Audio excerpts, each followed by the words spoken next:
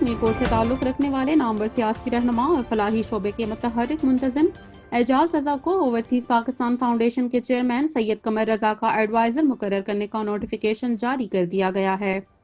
Overseas foundation بیرون ملک پاکستانیوں کے حقوق، قانونی معاونت، رہائش، سرمایہ کاری اور فلاحی خدمات کی فراہمی کے لیے معروف سرکاری ادارہ ہے اور یہی وسیع دائرہ کار اعجاز رضا کے تجربے کو اس ذمہ داری کے لیے موزوں بناتا ہے۔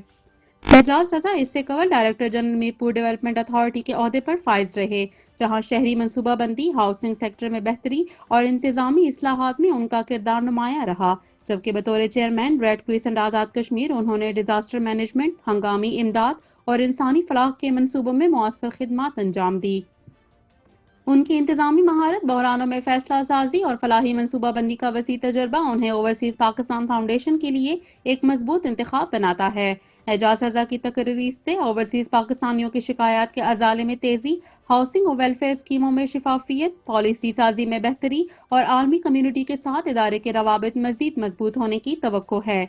اوورسیز حلقوں نے اس تقرری کو خوشائند قرار دیتے ہوئے امید ظاہر کی ہے کہ اعجاز رضا اپنی صلاحیتوں کے ذریعے بیرون ملک پاکستانیوں کے لیے فلاحی خدمات اور سہولیات کے نظام کو مضبوط بنانے میں اہم کردار ادا کریں گے۔